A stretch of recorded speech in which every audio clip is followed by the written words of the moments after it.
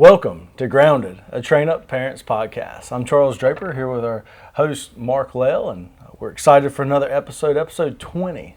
I hope you've enjoyed the previous episodes, but today we're going to talk about choosing your battles, when to confront and when to let go.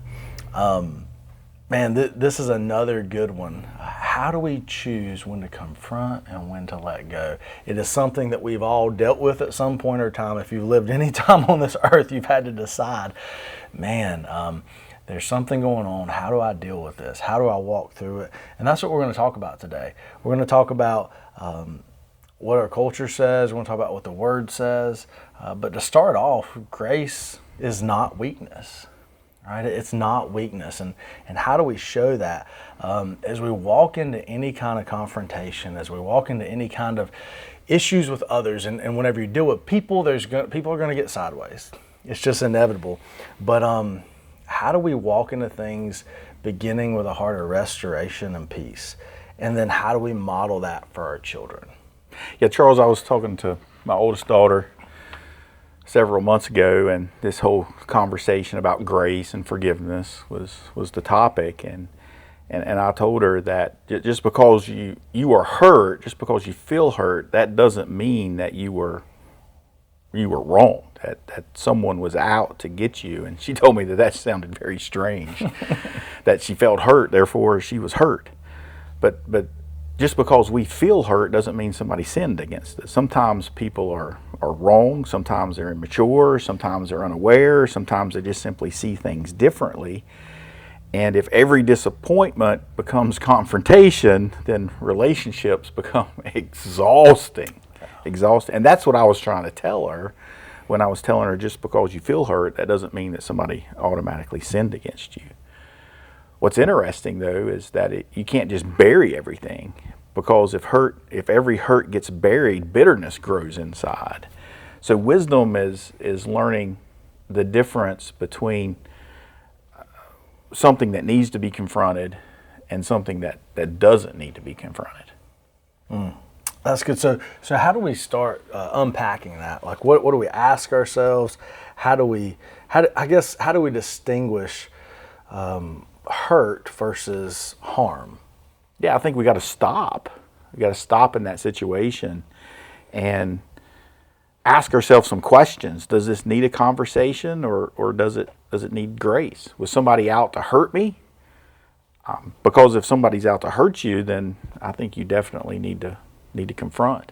I learned a long time ago in business, growing up in a manufacturing plant, that I have to learn to pick my battles. Mm-hmm. And I wasn't going to be able to win every single battle, and that has nothing to do about feeling hurt, but it kind of parallels. You have to learn when to confront and when not to confront. So if a friend forgets to invite you to their party, I mean, you feel hurt, but you have no idea what's going on with that. They're not out to harm you.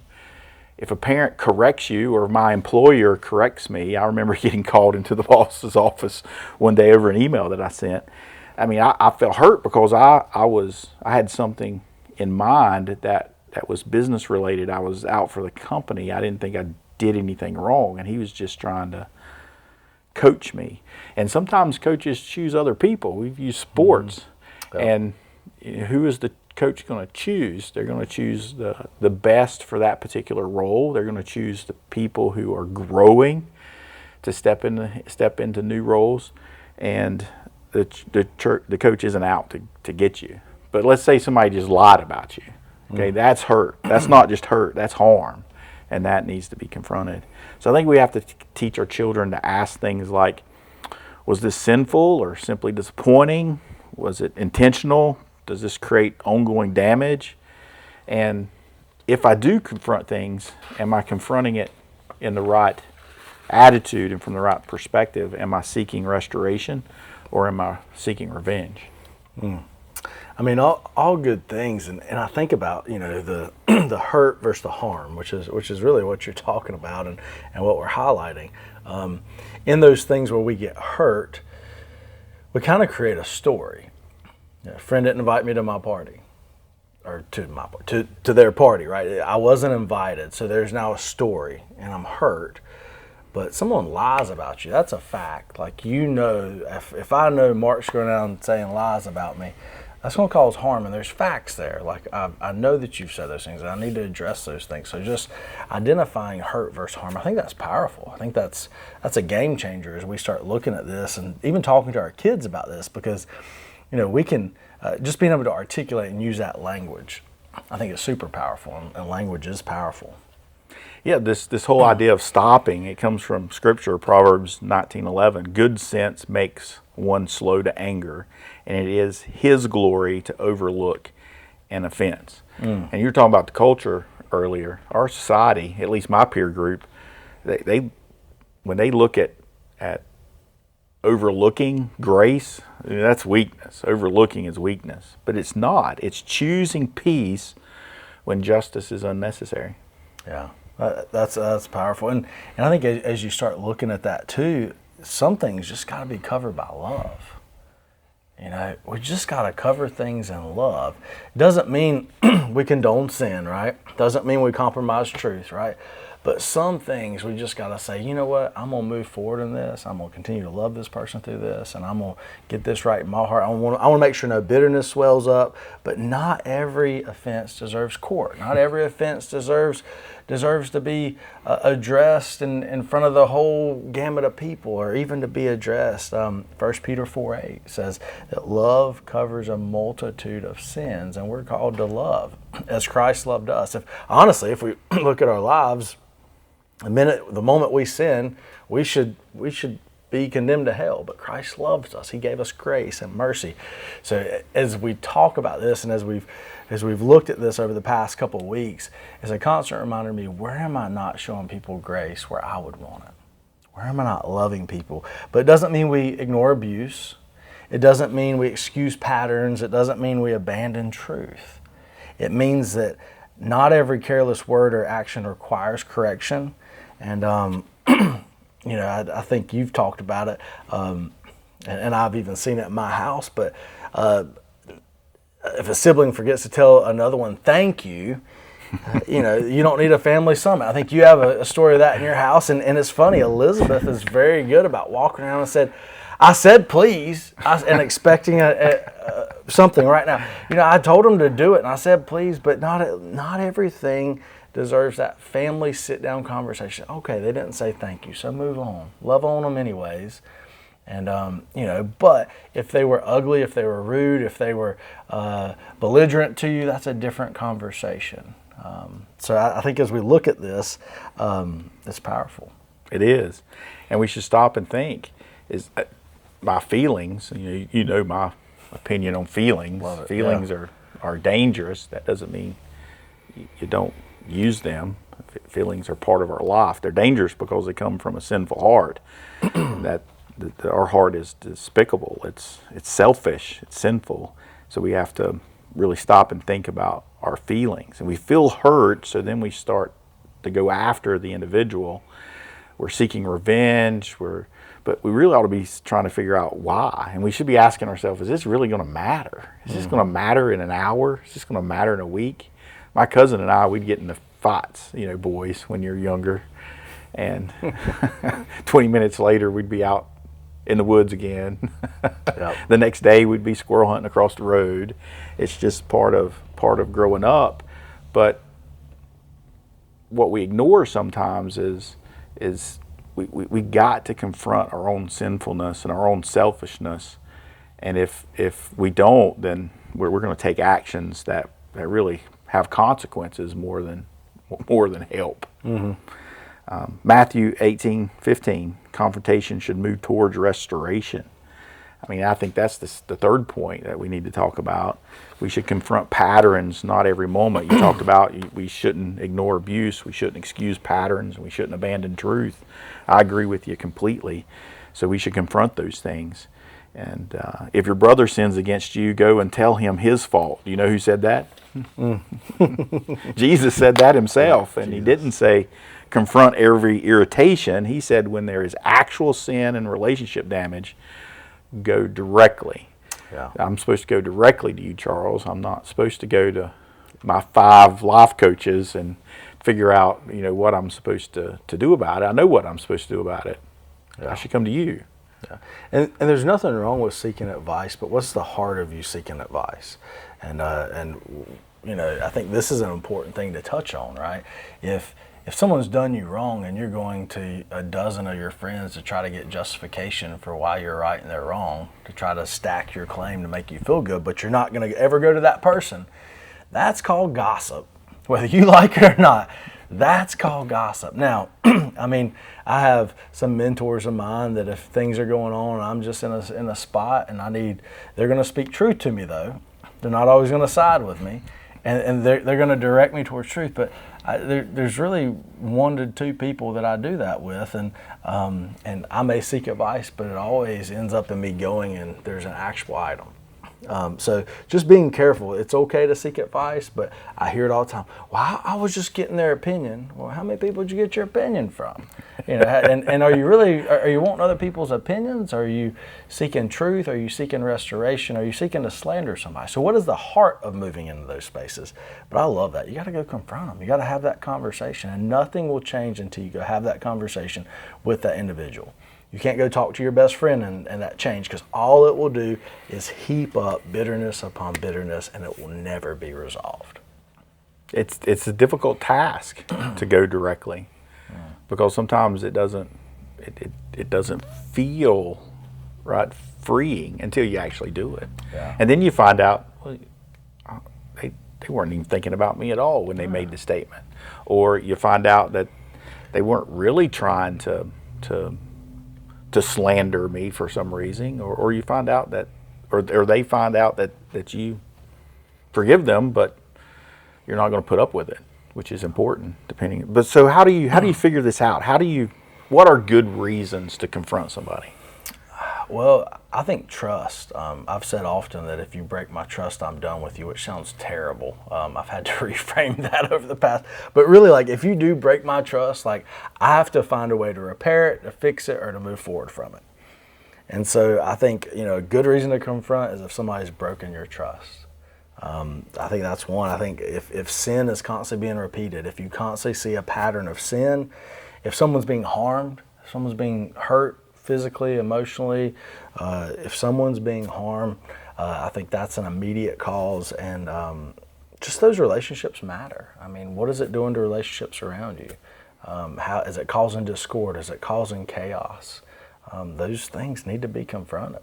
Yeah, if somebody's in a situation that's causing harm, they need to remove themselves from that situation immediately. Yeah. And we can confront that situation together with the adequate people. But I agree with you. There are also some bad reasons to confront. One of the bad reasons, I think, is to win. Yeah. And let's be honest, you and I are winners. We don't like to lose. I like to win. So this is difficult for me. Somebody makes a statement, and technically, I don't think that they're right. Well, do I need to be confronting that? I need to probably be listening to see what they're trying to say before I confront it. But I like to win, and that's really a bad reason to confront something. Yeah, we got to stay humble in this, and that's our heart, right? Christ humbled himself even to the point of death on a cross, right? He didn't have to go to the cross. He didn't. But he humbled himself, and while we were yet sinners. While we were yet sinners, he did that, and I'm constantly reflecting on that, because I'm the same way. I want to win, but I'm not put on this earth to win. I'm put on this earth to glorify the Lord, and he calls us to humbleness and love and community and compassion, and so it's something we definitely got to keep in check. Why are you having this? Are you wanting to win? Because if you want to win, nobody's going to hear each other. You're going to walk out and you're going to end up in the same spot. I've seen it. I've been part of it, or worse. You're correct, or worse. Yeah, embarrass somebody. There's no reason to confront to embarrass people. Yeah. To prove a point. You say, well, wait a minute, Mark. Y'all just said truth is important. Truth is important, but people have a way of rationalizing their own thought process into truth in their own mind, whether it's really truth or whether it isn't truth.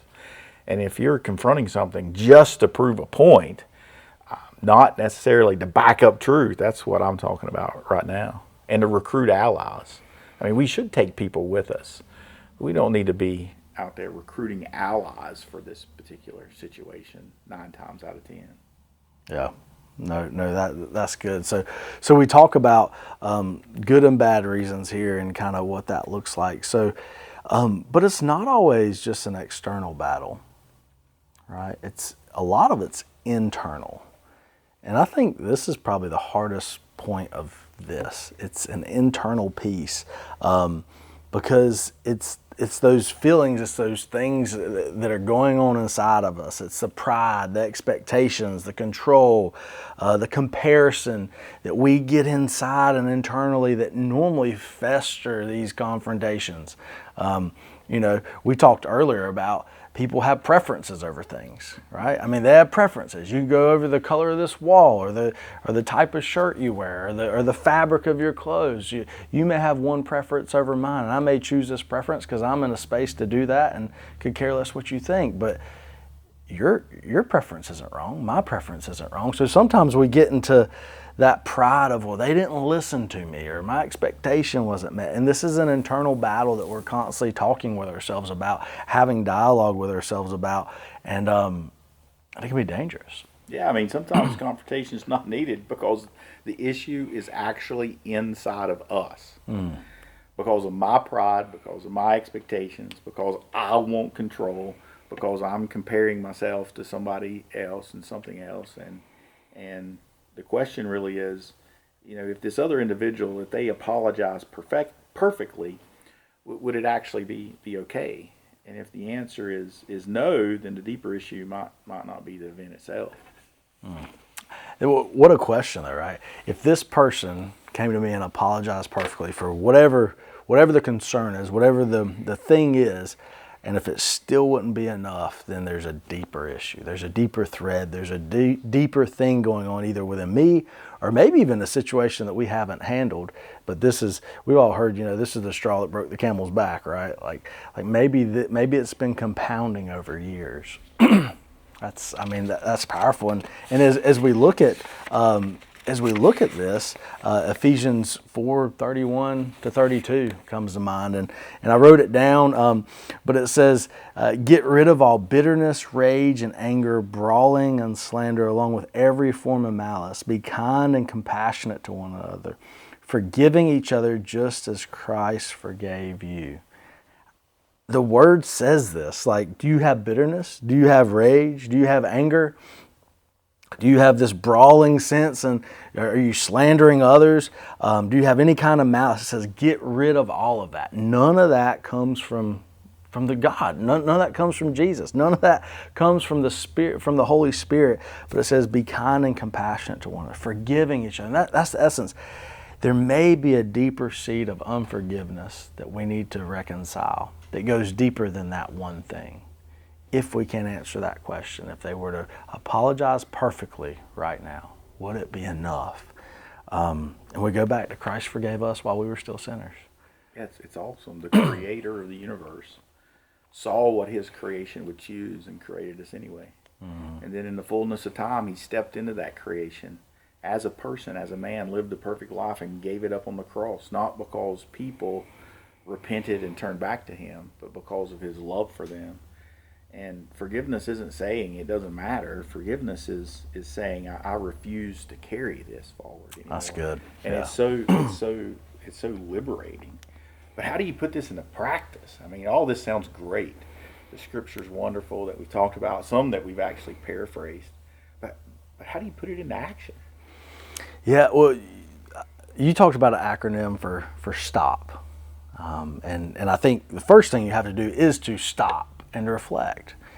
Anytime I've walked into a situation angry off the cuff, it has not ended well.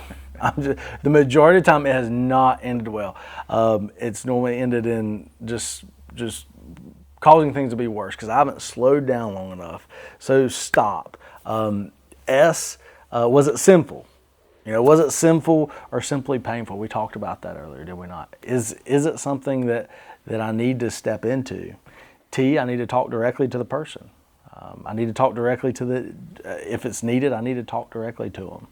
O, I need to overlook it if wisdom allows. If I don't if it's something about me or something that I can just move forward on, if it's not going to cause an issue in weeks, months, years to come, then why does it matter? So can I overlook it? And P, we have to pursue peace. Either way, we have to step into it with a heart of redemption and peace. And are you looking to redeem the situation? Or are you looking to be right? That's right. Children, well, really, people in general, who confront everything, they become combative. And people and children who confront nothing, they become resentful. And our goal here is neither of those places. We want children who are strong enough to speak, but yet wise enough to let some things go when it really doesn't matter. Because peace is not avoiding conflict. Peace is knowing which battles belong to you and which battles belong to God. It's good stuff, Mark. It is, Charles. Thank you so much. Yep, thanks.